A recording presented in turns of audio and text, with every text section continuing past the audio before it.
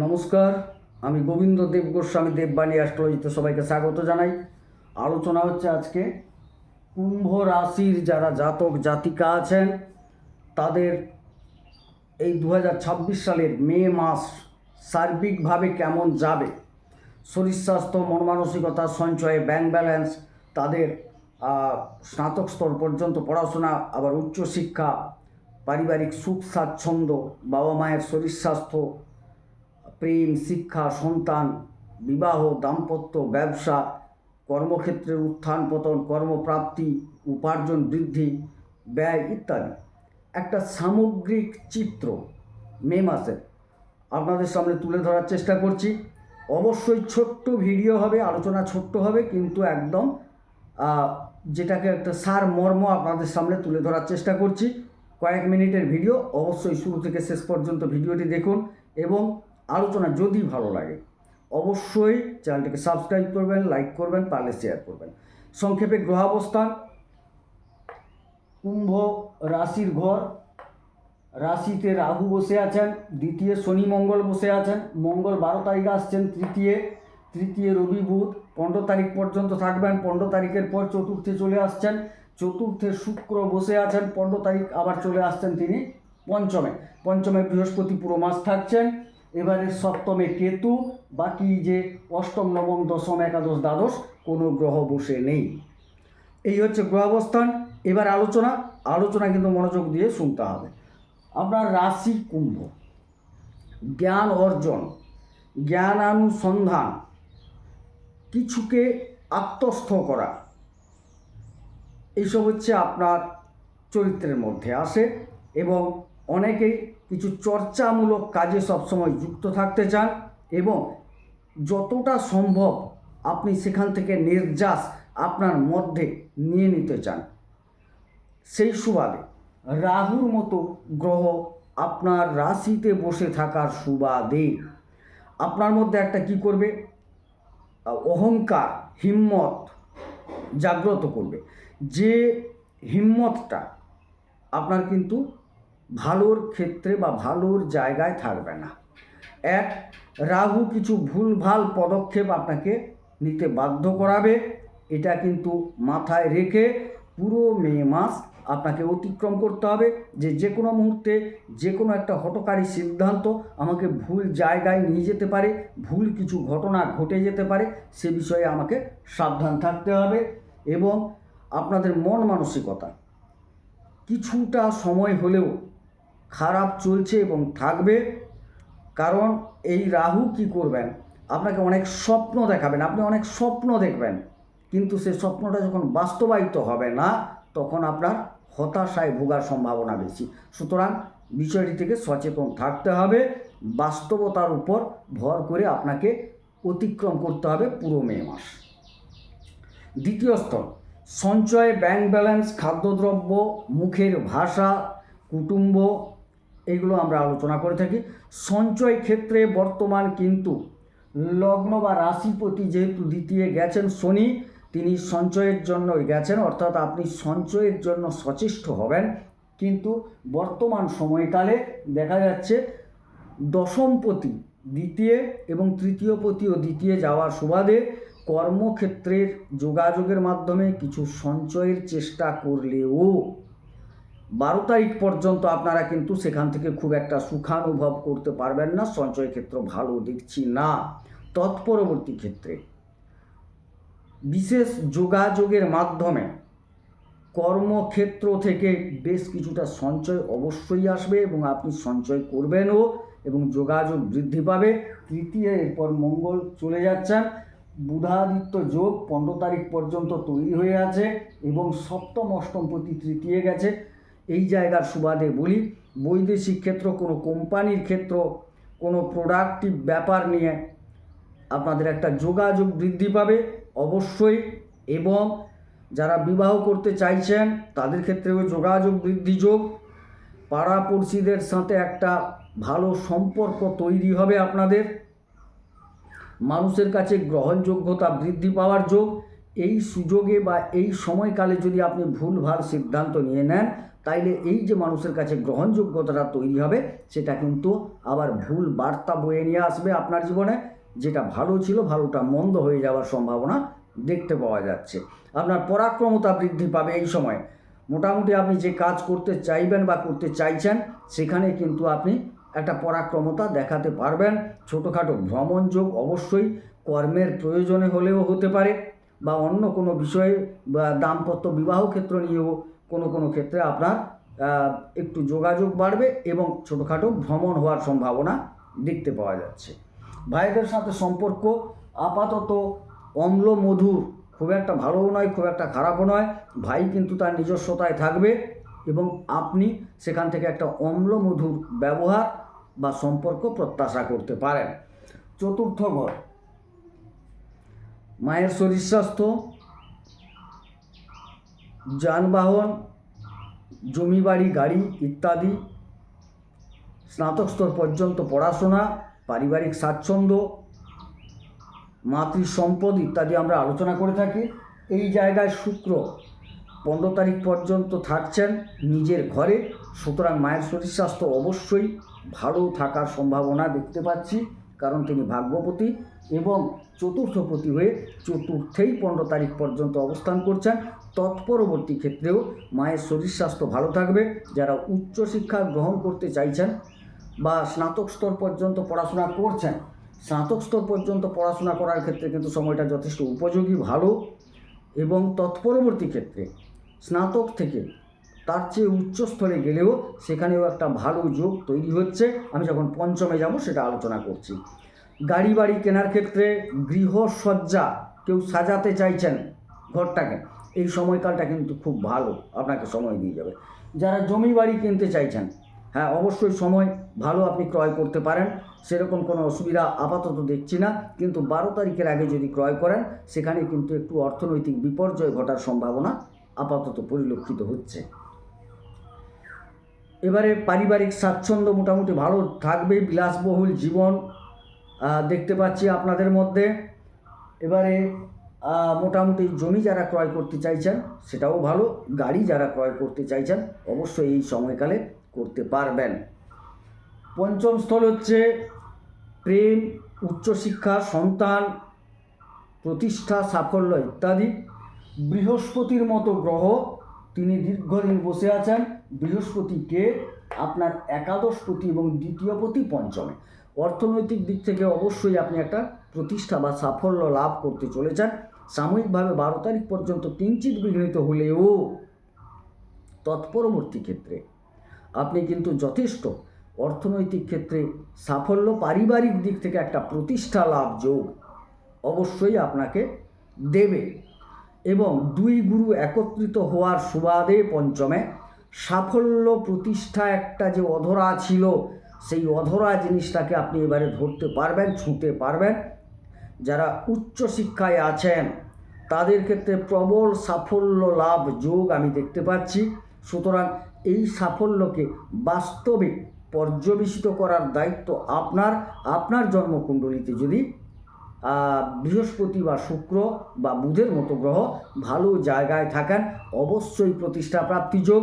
কারণ গ্রহ সন্নিবেশ বলছে বুধও কিন্তু চলে যাচ্ছেন চতুর্থে, অর্থাৎ ভালো জায়গায় যাচ্ছেন, বুধাদিত্য যোগে থাকছেন। এবার চতুর্থপতি পঞ্চমে, আবার একাদশ এবং দ্বিতীয়পতি বৃহস্পতি তিনি কিন্তু আপনার পঞ্চমে। উপার্জনের দ্বারা প্রতিষ্ঠা, সঞ্চয় হবে, সঞ্চয়েও আপনি একটা সাফল্য লাভ করবেন। পারিবারিক দিক থেকেও একটা প্রতিষ্ঠা সাফল্য লাভের সম্ভাবনা। এবারে এই জায়গায় দেখা যাচ্ছে যারা সন্তান নিতে চাইছেন অবশ্যই এই সময়টা সন্তান গ্রহণের পক্ষে ভালো। যাদের সন্তান উচ্চশিক্ষায় আছে যথেষ্ট ফললাভ ভালো করবে, সন্তানের দ্বারা আপনি গর্বিত বোধ করবেন এই সময়কালে। সন্তানের কর্মপ্রাপ্তির যোগ বা অন্যান্য ক্ষেত্র থেকেও একটা ভালো সম্মান প্রাপ্তি যোগ আমি দেখতে পাচ্ছি। প্রেমের ক্ষেত্র অবশ্যই ভালো, শুভ সময়, প্রেম আপনারা পাবেন অবশ্যই এই সময়কালে। তবে আপনার রাশিতে রাহু বসে থাকার সুবাদে আপনার চাওয়া পাওয়ার মাত্রা বৃদ্ধি পাওয়ার কারণে আপনি কিন্তু নিজেকে এমনভাবে উপস্থাপিত করবেন, যেটা কিন্তু আপনার পার্টনারের ভালো নাও লাগতে পারে, যেটা কিন্তু আপনারই ভুল, কিন্তু প্রেম আপনার জন্য অপেক্ষা করে আছে এবং ভালো প্রেম অপেক্ষা করে আছে। শুধু আপনার ভুল সিদ্ধান্ত হয়তো এটাকে সমস্যায় ফেলবে। নিজেকে ভুল সিদ্ধান্ত গ্রহণ থেকে, অতি লিপ্সা, অতি চাওয়া থেকে বিরত থাকুন। এবারে ষষ্ঠ রিপু, ঋণ, রোগ, শত্রুতা ইত্যাদি আপাতত দেখতে পাচ্ছি না। হ্যাঁ, শত্রুতা কিঞ্চিত থাকলেও ঋণ হওয়ার সম্ভাবনা আপাতত নেই, তবে 12 তারিখ পর্যন্ত সাবধান। 12 তারিখ পর্যন্ত বেবি হয়ে যাওয়ার সম্ভাবনা আছে। তৎপরবর্তী ক্ষেত্রে ঋণ লাঘব হবে, এটুকু দেখতে পাওয়া যাচ্ছে। এবং শত্রুতা থেকে একটু সাবধান থাকতে হবে আপনাদের। একটু জলজাতীয় রোগ, চোখের রোগ, ঠান্ডা লাগা ইত্যাদি থেকে সাবধান থাকতে হবে। সপ্তম স্থল, দাম্পত্য, বিবাহ, ব্যবসা ইত্যাদি আমরা আলোচনা করে থাকি। এই জায়গায় দীর্ঘদিন কেতু বসে আছেন। কেতু শক্তিশালী অবস্থায় থাকার সুবাদে দেখা যাচ্ছে দাম্পত্যে কিন্তু কিঞ্চিত চিড়, আপনার পার্টনার, আপনার স্বামী বা স্ত্রী তন্ত্রে আক্রান্ত হতে পারেন। স্বামী বা স্ত্রীর কানে কোনো তৃতীয় ব্যক্তি কিছু বিষ ঢালতে পারে, যেটা দাম্পত্যে একটা অবনতি ঘটাবে। খুব সাবধান। দাম্পত্য আপাতত দেখতে পাচ্ছি খুব সুখকর নয়। সেক্ষেত্রে বলবো মেপে কথা বলুন, ধৈর্যের সাথে কথা বলুন, নিজেরা আলাপ আলোচনার মাধ্যমে সিদ্ধান্ত নেন ভালো মন্দ। এবং যাদের দাম্পত্য আগে থেকে খারাপ অবস্থায় আছে, সেটা নিষ্পত্তির এই মুহূর্তে কোনো সম্ভাবনা আপাতত আমি দেখতে পাচ্ছি না। ব্যবসা যারা করছেন, যারা বৈদেশিক বাণিজ্যে আছেন, তাদের ক্ষেত্রে সময়টা যথেষ্ট ভালো। যারা তন্ত্র জাতীয় কোনো ধর্ম বিষয়ক ব্যবসার সাথে যুক্ত আছেন, কালো ব্যবসার সাথে যুক্ত আছেন, কালো তরল ব্যবসার সাথে যুক্ত আছেন, তাদের ক্ষেত্রে সময়টা যথেষ্ট ভালো। অন্যথায় কিন্তু ব্যবসাধিপতি আপাতত 15 তারিখ অবধি তৃতীয় উচ্চ অবস্থায় আছেন, তারপর চতুর্থে যাচ্ছেন। ব্যবসা মধ্যম প্রকৃতির, কিন্তু খুব ভালো ফল আপনি অন্যান্য ব্যবসায় পাবেন না। যারা বিবাহ করতে চাইছেন, হ্যাঁ, বিবাহ অবশ্যই করতে পারেন। বিবাহের সময়টা পুরো মাসটাই করা যেতে পারে, তবে হ্যাঁ, বিবাহের আগে ভালো করে একটু বুঝে নেওয়ার দরকার আছে আপনার পক্ষ থেকে, যে আমি যে জায়গায় বিবাহ করছি সেই জায়গাটা ঠিক কিনা, যার সাথে আপনার বিবাহটা হবে সে ঠিকঠাক আছে কিনা। কারণ এখানে একটা আবেগ কাজ করবে আপনার মধ্যে, যে আবেগ ভুল সিদ্ধান্ত গ্রহণে বাধ্য করতে পারে। একটা বিবাহের মতো জায়গাকে খুব সাধারণভাবে নিলে চলবে না এই মুহূর্তে। অষ্টম, মারক, ধ্বংস, ক্ষয়ক্ষতি, অপবাদ, অপযশ, কিছু গুপ্ত ব্যাপার, কিছু গুপ্ত প্রাপ্তি ইত্যাদি আমরা এখান থেকে আলোচনা করে থাকি। অধিপতি হচ্ছেন বুধ। বুধ তৃতীয় আছেন। কিছু পৈতৃক বা উত্তরাধিকার সূত্রে পাওয়ার আছে, এমন পাওয়ার ক্ষেত্রে একটা নতুন যোগাযোগের সম্ভাবনা, এবং সেই ক্ষেত্রে যোগাযোগ উন্নত মানের হবে আপনার ক্ষেত্রে। আধ্যাত্মিক ক্ষেত্রে কিছু যোগাযোগ বৃদ্ধি পাবে আপনার, এটুকু পরিলক্ষিত হচ্ছে। এবং এই জায়গায় এই যে প্রাপ্তির ক্ষেত্রে আপনার ভাইদের একটা গুরুত্বপূর্ণ ভূমিকাও থাকবে। যারা কোম্পানিতে কাজ করছেন তাদের কিন্তু 15 তারিখের পর অবশ্যই সময়টা ভালো যাবে। 15 তারিখের আগেও ভালো থাকবে। আপাতত 12 তারিখের পর 15 তারিখ পর্যন্ত ভালো, তারপর অবশ্যই ভালো সময় দেখতে পাচ্ছি আপনাদের ক্ষেত্রে। এই সময়কালটাকে আপনি কাজে লাগান, যথেষ্ট ভালো আপাতত। তারপর হ্যাঁ, অন্যান্য ক্ষেত্রেও দেখতে পাচ্ছি খারাপ নয় আপনার ক্ষেত্রে, যে বিরাট কিছু ধ্বংস, ক্ষয়ক্ষতি, অপবাদ হয়ে যাবে তা কিন্তু নয়। তবে 12 তারিখ পর্যন্ত বাক্যজনিত কারণে বা শ্বশুর বাড়ির সাথে বা কুটুম্বগণের সাথে একটু সমস্যা, একটু দূরত্ব, একটু বচাসা এগুলো হওয়ার সম্ভাবনা আছে। নবম স্থল, ভাগ্যস্থল, ভাগ্যপতি শুক্র। শুক্র কিন্তু চতুর্থে এবং পঞ্চমে অবস্থান করছেন। প্রথমার্ধে চতুর্থে, তারপরে পঞ্চমে। অর্থাৎ ভাগ্যের সহায়তায় আপনি গাড়ি, বাড়ি, যানবাহন এগুলো ক্রয় করবেন অবশ্যই। এবং তৎপরবর্তী ক্ষেত্রে ভাগ্যের সহায়তায় আপনার কিন্তু একটা প্রতিষ্ঠা লাভ বা সাফল্য যোগ দেখতে পাচ্ছি। বাড়িতে কিছু ধর্মীয় অনুষ্ঠান হওয়ার সম্ভাবনাও আমি দেখতে পাচ্ছি। যাই হোক, একটা ভালো সময় আপনি পাবেন ভাগ্যের সহায়তায়। দশমপতি মঙ্গল, দশম স্থল কর্মস্থল দশমপতি মঙ্গল দ্বিতীয় 20 যোগে আছেন 12 তারিখ পর্যন্ত, তারপর তৃতীয় যাবেন। যারা কর্ম করতে চাইছেন, কর্ম পাওয়ার জন্য নতুন যোগাযোগ হওয়ার সম্ভাবনা, এবং কর্মক্ষেত্রে যারা আছেন 12 তারিখের পর আপনি কিন্তু আপনার পরাক্রমতা দেখাতে পারবেন, অর্থাৎ কর্মক্ষেত্রে আপনি খুব সাবলীল স্বাচ্ছন্দ্য বোধ করবেন, নতুন নতুন যোগাযোগ আসবে। কর্ম সম্প্রসারণের জন্য কেউ সরকারি বেসরকারি যাই কর্ম করুন বা স্বনিয়োজিত ক্ষেত্রে থাকুন, সব ক্ষেত্রে একটা সম্প্রসারণের সম্ভাবনা আছে এই সময়কাল, এবং এটাকে কাজে লাগাতে হবে। একটা কথা মাথায় রাখবেন, আপনার 7.5 চলছে, সুতরাং সব কিছু একটু ধীর লয়ে হবে, তবে হবে এটুকু বলা যায়।